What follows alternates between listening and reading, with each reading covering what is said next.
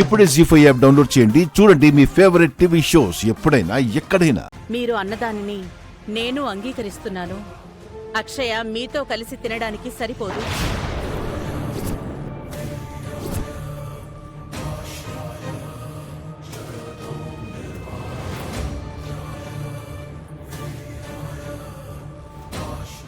మీ స్థానం వేరు, అక్షయ స్థానం వేరు.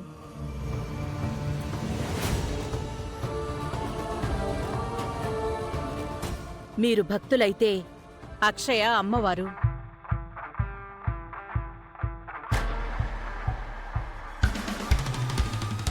అందుకే అక్షయ సామాన్యురాల్లాగా మామూలు ప్లేట్లో తినకూడదు, వెండి ప్లేట్లో తినాలి.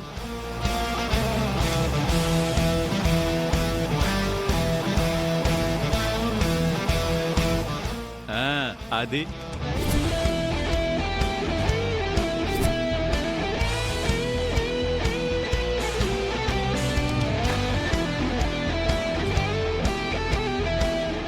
బంగారం ప్లేట్లో తిన్నా తప్పులేదు.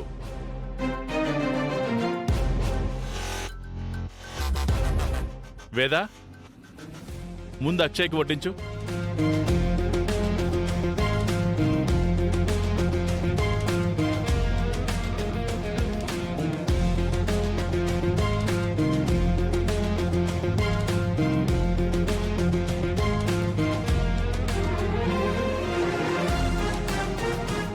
పూజలప్పుడు ఈ ప్లేట్లో నేను మాత్రమే తింటాను. నువ్వు నా ఆచార వారసురాలివి కాబట్టి ఇక నుంచి నువ్వు ఇందులోనే తినాలి. అవసరం లేదు నానమ్మ, ఇందులో మీరే తినండి. నేను మామూలు ప్లేట్లో తింటాను. నువ్వింకెవ్వరి గురించి ఆలోచించకు, తినమ్మా. ఇది టూ మచ్ అత్తయ్య గారు.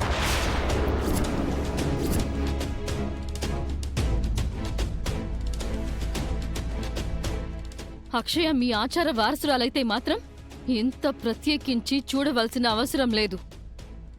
మేము మీ కోడళ్ళం, మేమేమీ తక్కువ కాదు. మాకు వెండి ప్లేట్లు తీసుకురండి. మేమేమీ గతలేక మీ ఇంట్లో పడుందామని అనుకుంటున్నారా ఏంటి? ఎవరు ఏమనుకున్నా పర్వాలేదు. ఇక మీదట అక్షయ స్థానం, గౌరవం ఇలాగే ఉంటాయి. ఉంటే ఉండండి, లేకపోతే మీ ఇష్టం. అంటే ఏంటమ్మా అర్థం? మీ ఇష్టం అంటే తిండి దగ్గర నుంచి మమ్మల్ని వెళ్ళిపోమనా, లేకపోతే ఇంటి నుంచే వెళ్ళిపోమనా? అత్తయ్య ఉద్దేశాన్ని మీరు సరిగా అర్థం చేసుకోండి. ఏంటి అర్థం చేసుకునేది? నీ కూతురికి మంచి స్థానం దొరికింది కాబట్టి నీ కడుపు నిండిపోయింది. నా కడుపు రగిలిపోతుంది ఇక్కడ.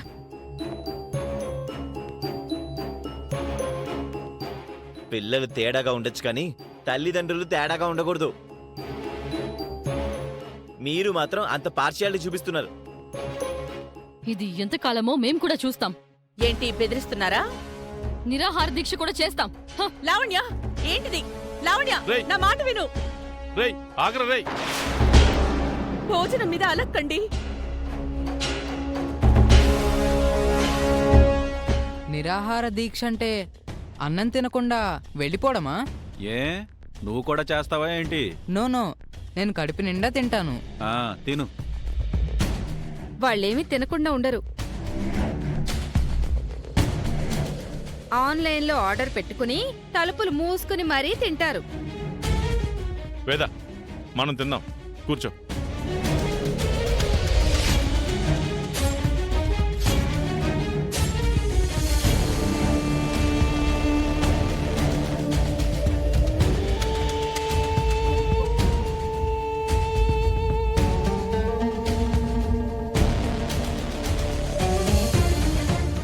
ఈరోజు నువ్వు నా చేతి గోరు ముద్దలు తినమ్మా.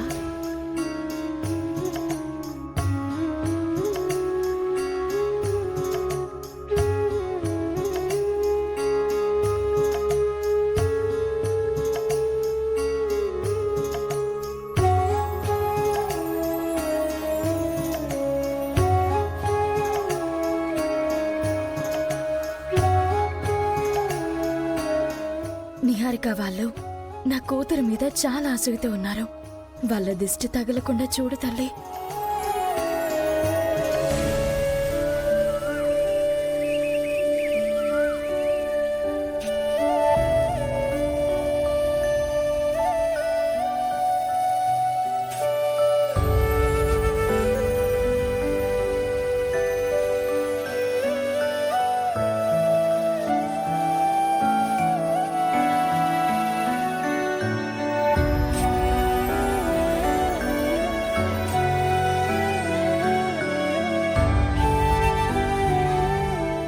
నా రూమ్ సర్దడం అయిపోయింది ప్రభావతి.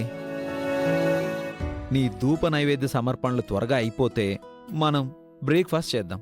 ఆకలి దంచేస్తుంది. అయిపోయిందిలే నాన్నా. ఏదేమైనా మళ్ళీ నన్ను హైదరాబాద్ తీసుకొని వచ్చేసినందుకు చాలా సంతోషంగా ఉందిరా. నీ జాబ్ కోసం ఇన్ని రోజులు మనం ఢిల్లీలో ఉండాల్సొచ్చింది.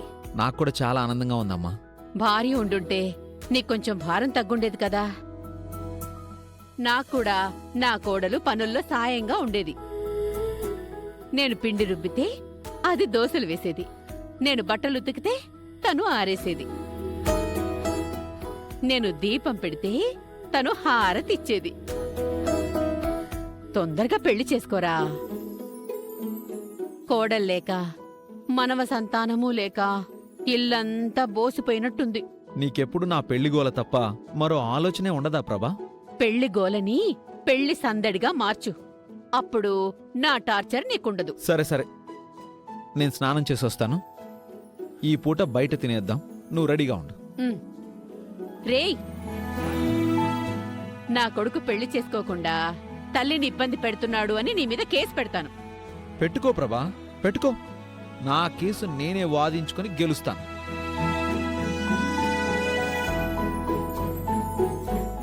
భగవంతుడా, తొందరగా వీణొక ఇంటి వాణ్ణి చెయ్యి.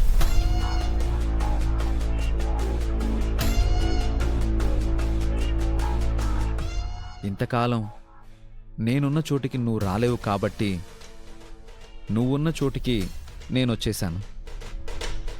నిన్ను ఎలా కలుస్తానా, ఎప్పుడు కలుస్తానా అని ఆతృతగా ఉంది. ఈసారి ఖచ్చితంగా నేను నిన్ను ప్రేమిస్తున్న విషయం చెప్పేస్తాను. సత్యా,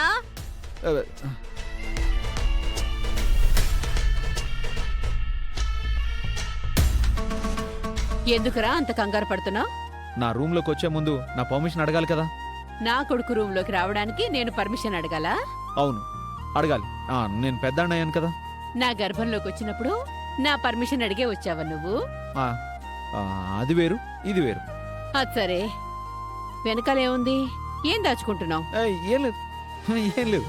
ఏయ్, వకీల్ సాబ్ అబద్ధాలు చెప్తున్నాడు. నో. ఒరేయ్, ఆ ఫోటో నేను చాలాసార్లు చూశానురా.